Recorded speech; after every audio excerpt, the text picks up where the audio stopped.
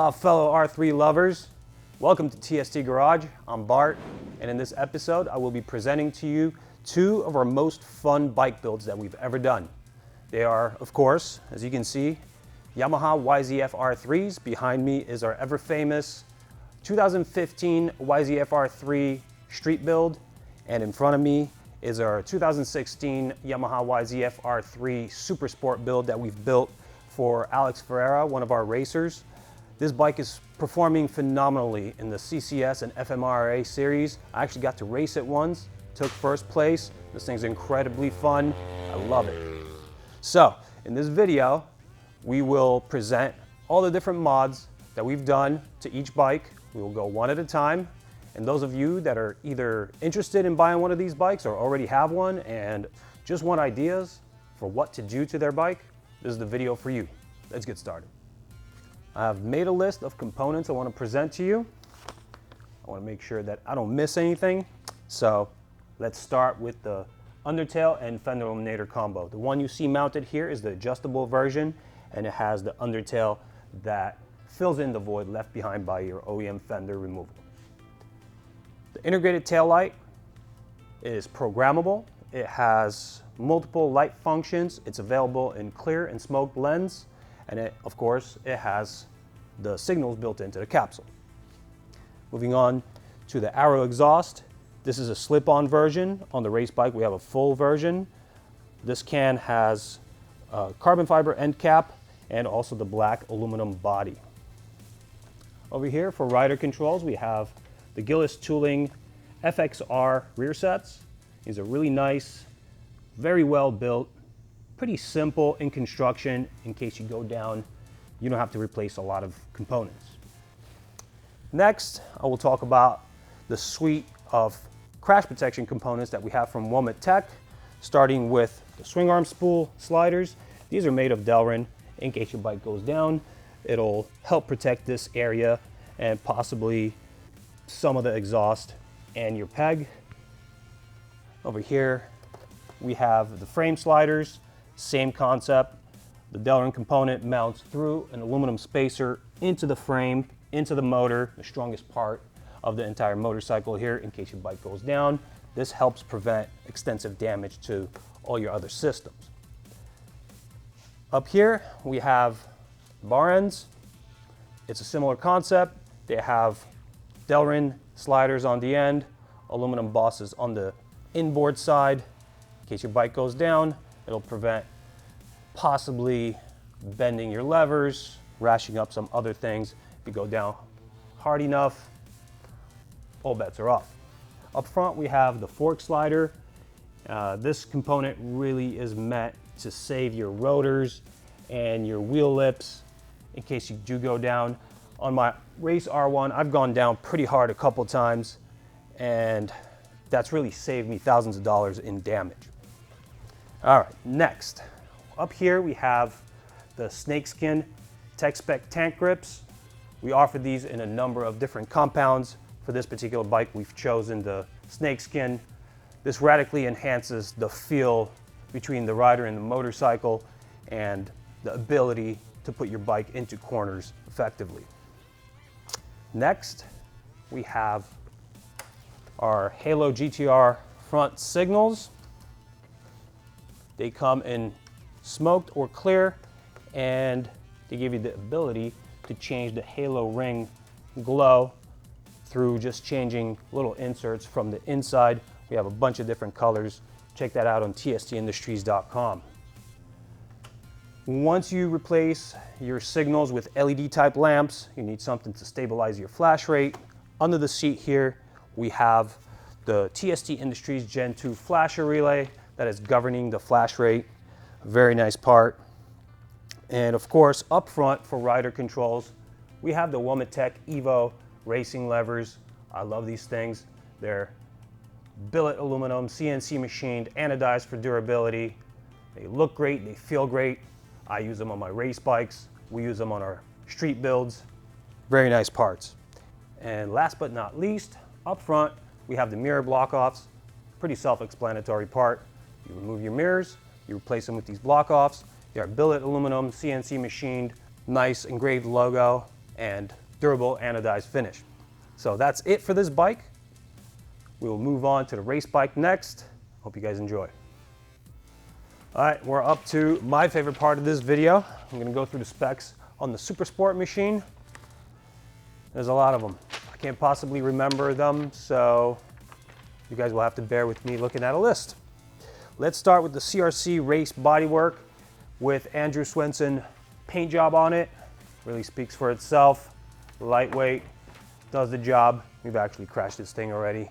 Held up real good. We have vinyl and stickers by Simetria Studio. Our buddy Sergio hooked us up with a nice complement of all the graphics that we need for the bike. Up here we have a modified zero gravity double bubble windscreen in clear. Over on the brake side, we are using a Brembo Master cylinder. The size is 16 by 18. These brakes feel phenomenal. The brake pressure is fed through Cormoto brake lines over to stock caliper to keep it super stock legal. And the caliper is equipped with Vesrah race brake pads. Up here for controls, we have GP style clip-ons made by Woodcraft. These put the rider input pretty much almost in line with where the forks sit. We have the Womet-Tech Evo clutch lever. On the clutch side, we got a Graves steering stop for the purpose of smaller deflections being possible on the steering. We don't want to hit any of the components here. In stock form, this bike travels very far on the steering angle. We wanted to limit that. We have the Motion Pro Rev 2 quick throttle on the right side here. It is equipped with the cam type reel at the moment. We are actually going to change it to the yellow reel for the next event.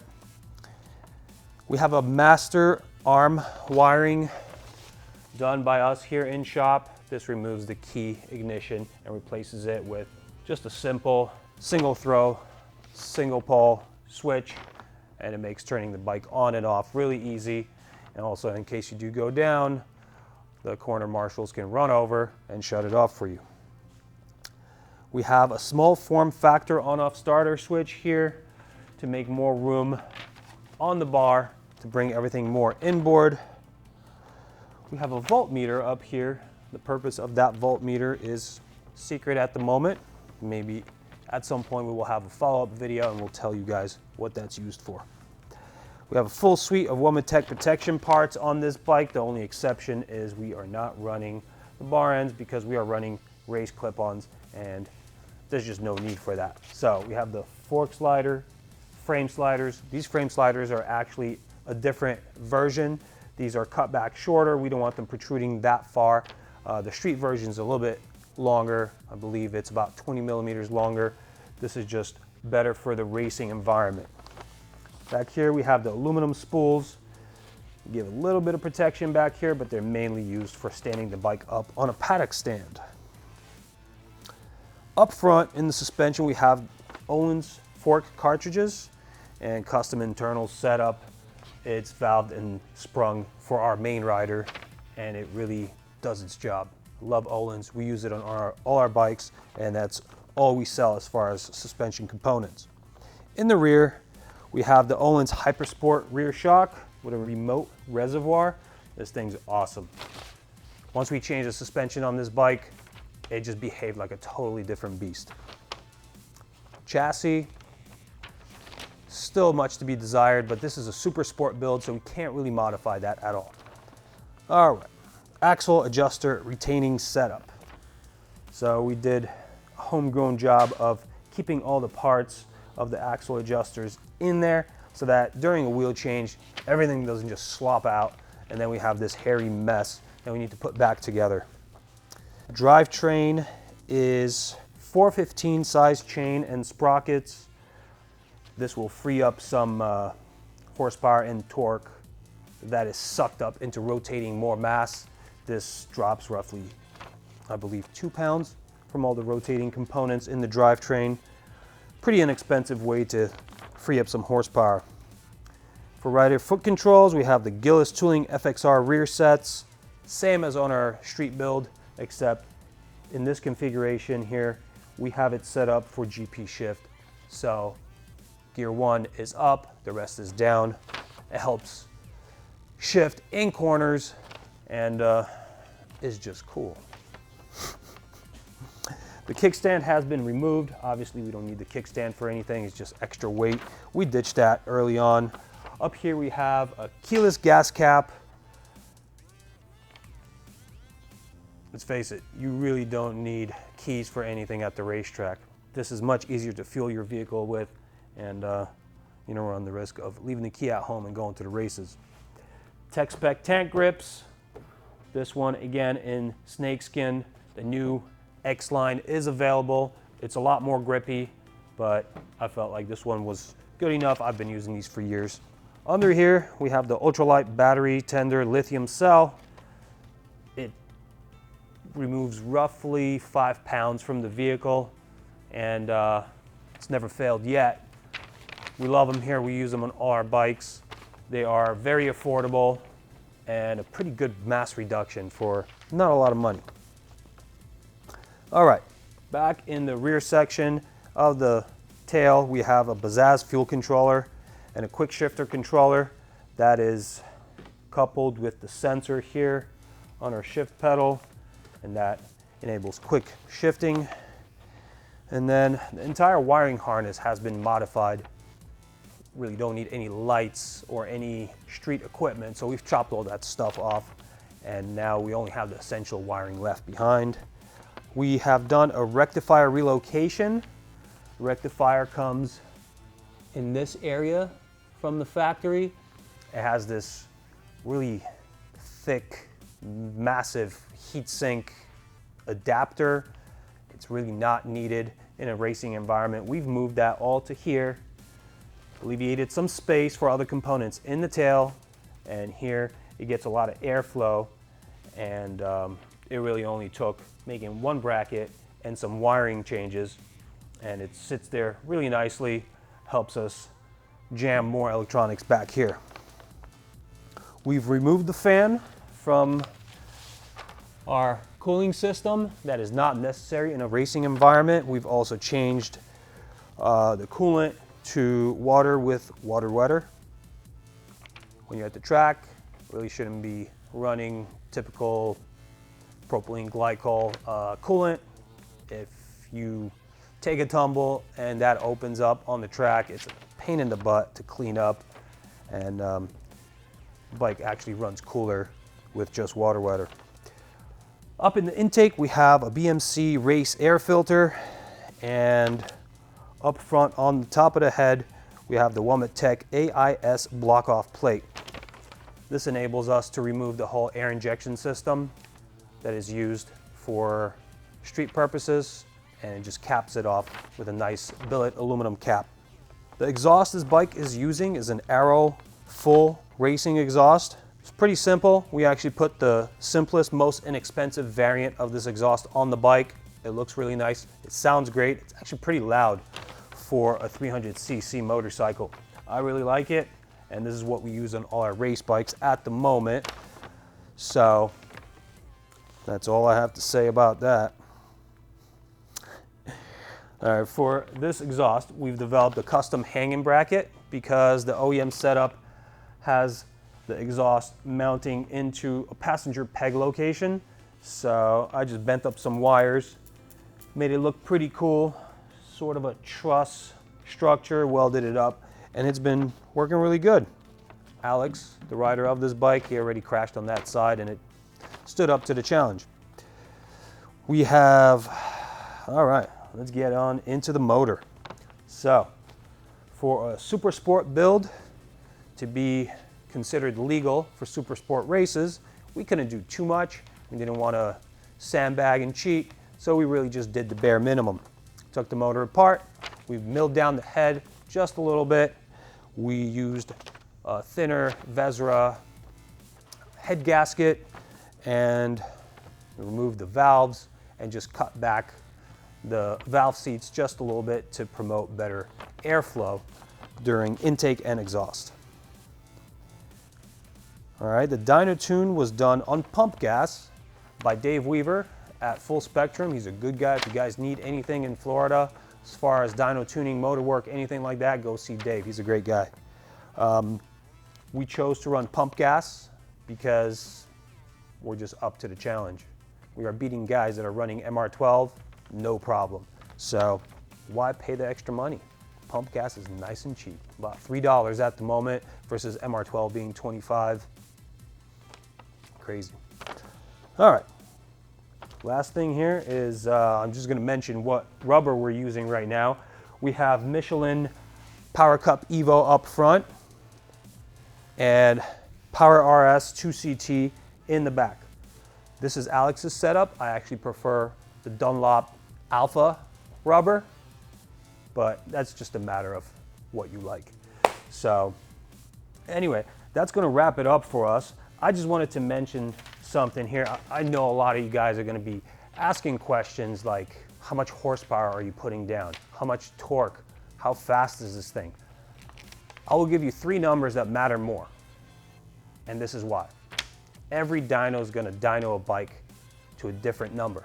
You're never gonna get consistent numbers, different land elevations, different moisture levels in different regions, and just a variation in dyno technology. They will all differ, and there's no means for comparison here. So my 3 numbers are Alex, who's piloting this thing in CCS, in Moto 3 series for the Southeast region. He is in first place in points, leading by 32 points. So this bike stacks up really well against Moto 3 machines. CCS did not allow us to run this with the 300cc bikes. They said, you have 20 extra cc's, you gotta go up to the 500cc class. We said, all right, we'll try to figure it out. So at the moment in Superbike 500, running against 500 Superbikes, Alex is second in points for the season. He's got an 11-point deficit. I think we can close the gap and go up to number 1. We have 2 more racing events. We're gonna do our best. Now Supersport 500's a little bit easier because they're not super bikes. They are more restricted, kind of like these machines. They just have a couple extra cc's. So there we're also second, also with an 11-point deficit. So that will go to show you that we've built a mean little monster here. And it contends with 500cc bikes and other Moto 3 bikes, and it's just a blast to ride. Anyhow, I'm pretty much done here. Just wanted to let you guys know all of this technology and all of these parts are pretty much available on our website, tstindustries.com. Whether you ride street or track, we've got your back.